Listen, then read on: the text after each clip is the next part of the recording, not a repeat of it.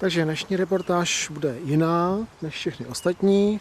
Jsme na zahradě a dneska budeme bourat na ten altánek. Tak jsme kopali ten příkop. Příkop jak pro koně.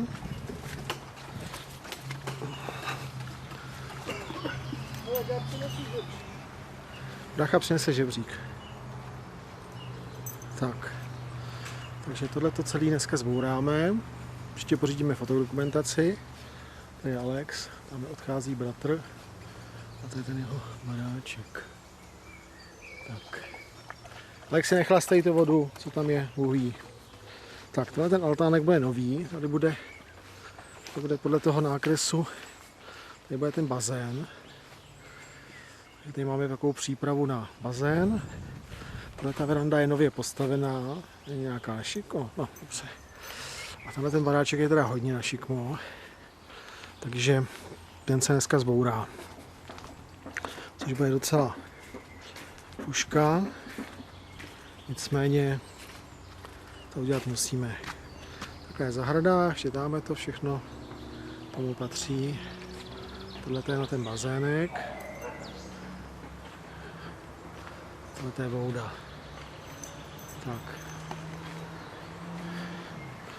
A teď pořídím ještě nějakou fotodokumentaci a vidíme, jak se to bude zbourat. Čau. Tak, tohle je vychlizená chatka.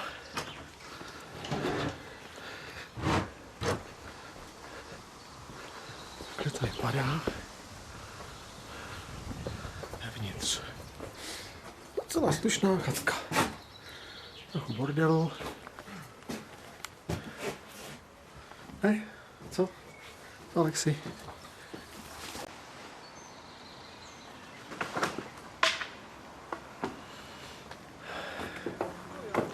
Letecký pohled z ptačí perspektivy. No, to bude.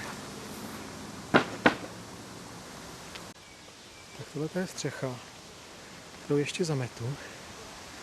A potom ji postupně budu rozendávat.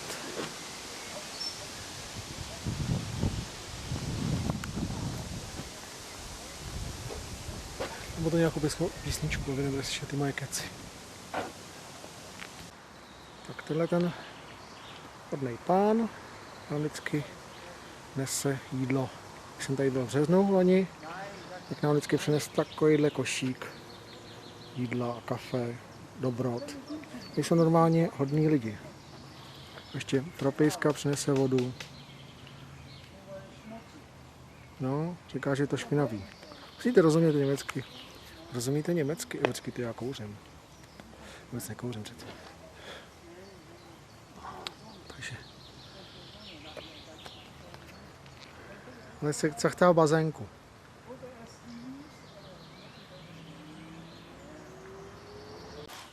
Tak, máme tady nájemní dělníky z toho z Turecka. Ahmede, jak ti to jde? On neumí moc německy.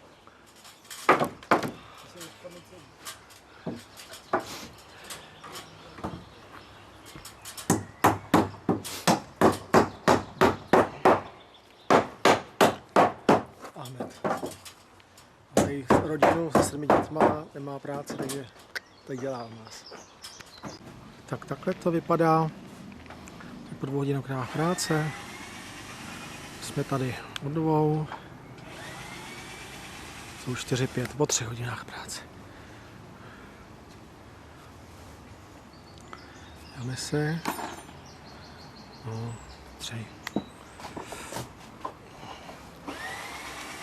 To je známý telefon tohleto. Ano.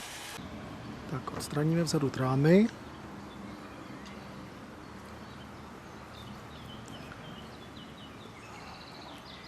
A bude.